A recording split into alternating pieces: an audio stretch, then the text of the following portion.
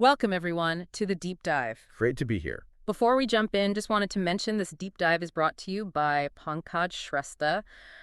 Both of us are part of his team. Yeah, and Pankaj is, well, he's really passionate about helping people and, organizations find clarity. Exactly. Clarity, structure, direction.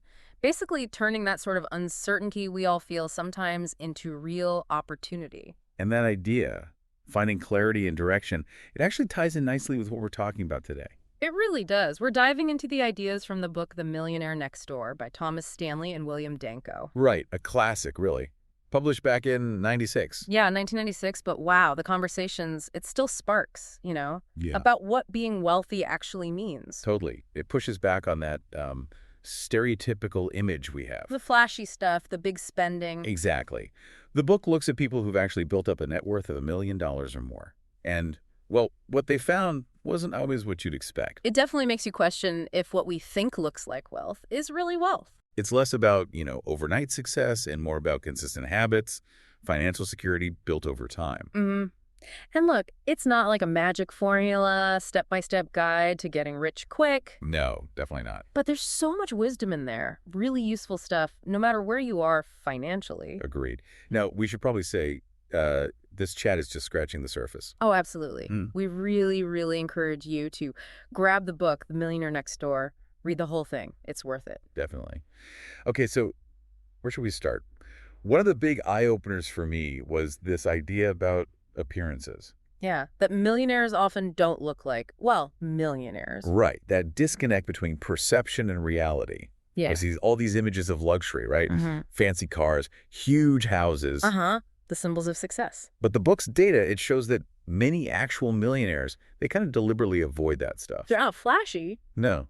They're more focused on owning assets, things that grow in value, appreciable assets. Instead of just like high consumption lifestyles. Exactly. Yeah. It makes you wonder if we're even looking for the right signals of wealth, doesn't it? It really does.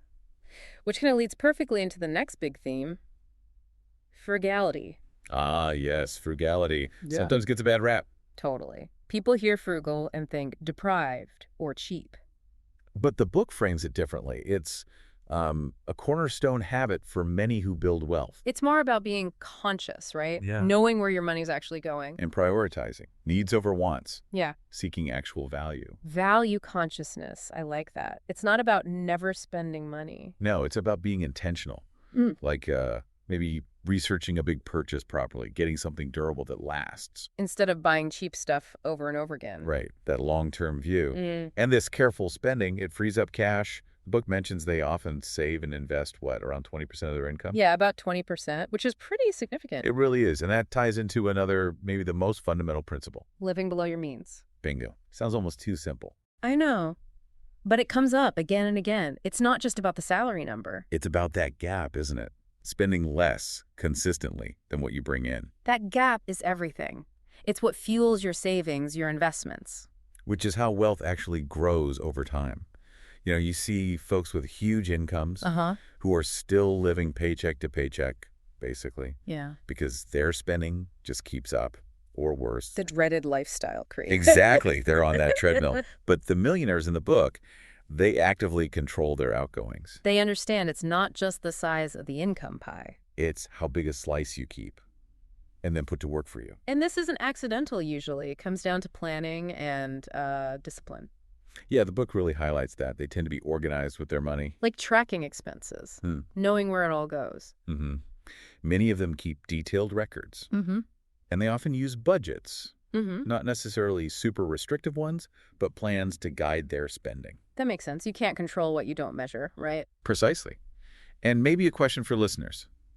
Do you really know where your money goes each month?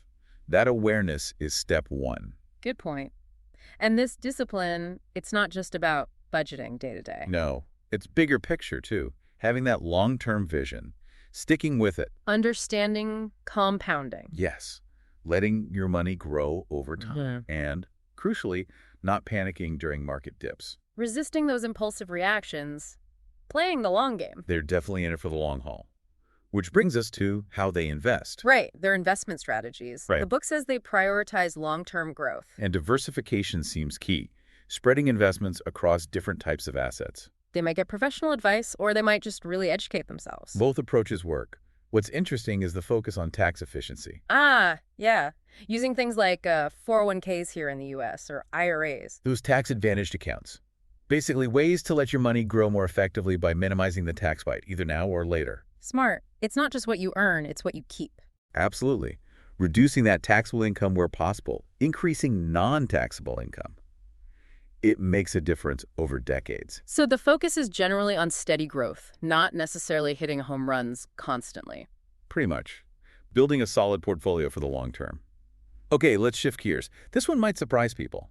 Cars. Oh yeah, the car chapter. It really busts that myth, doesn't it? Totally. You picture a millionaire, you probably picture I don't know, a brand new Mercedes or BMW. Or something even fancier. Right. But the book found that's often not the case at all. Many of them drive, well, pretty ordinary cars. Used cars even. And they keep them for a long time. They see it as transportation, not a status symbol. Exactly. Think about the savings. All that money not spent on car payments, insurance, depreciation. Can go straight into investments instead. It's counterintuitive to the image, but it makes financial sense. It really does. And this idea of not needing to project wealth, it connects to another point the book makes about helping adult children. The economic outpatient care, EOC. Yeah, EOC. This one can be a bit touchy. I bet. What's the core idea? Well, the book suggests that giving too much financial help to adult kids. Even though it comes from a place of love. Right. It might actually hold them back. Yeah. Hinder their own financial independence, maybe reduce their motivation to earn and save themselves. So it could create dependency instead of self-sufficiency. That's the argument. There's even this concept mentioned, generational wealth destruction. Okay, what's up? It's like the first generation works hard, is super frugal, builds the wealth. But then the next generation, maybe growing up more comfortable, doesn't have those same habits. They spend more, save less. And the wealth potentially disappears over time. Wow. Yeah. So the book suggests parents focus more on teaching financial discipline, instilling those good habits. Rather than just handing over cash indefinitely. It's about empowerment, really. Giving them the tools, the mindset to build their own success, not just cushioning every fall. Makes you think about what true support looks like long term. It does. Okay, so for people listening wondering how they stack up, the book offers a little formula, doesn't it? Oh yeah, the net worth formula. It's kind of a rough benchmark. How does it go again? Age times... Your age times your pre-tax annual household income, then divide the whole thing by 10. Age times income divided by 10. Yep, okay. So what does that number tell you? Well, that's your expected net worth for your age and income level. If you're around there, you're average. But the book makes a distinction. PAWs and UAWs. Right. PAWs are prodigious accumulators of wealth. Their net worth is often double that expected number or even more. Okay, so they're punching above their weight, financially speaking. Exactly. And then UAWs are under accumulators of wealth. Their net worth is less than half of what the formula predicts. Gotcha. So as a quick check, are you accumulating wealth effectively relative to your income? Yeah. Like if you're 40, earning $100,000, the formula says your expected net worth is $400,000. Okay. So a PAW might have 800Ks or more, a UAW less than 200K. Roughly, yeah. It's just a guideline, obviously, but it highlights that key difference. High income versus high net worth. Exactly. They are not the same thing. We mix them up all the time.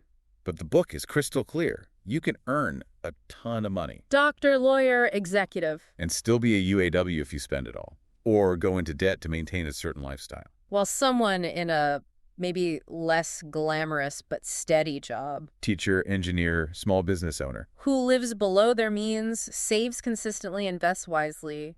They could easily be a PAW.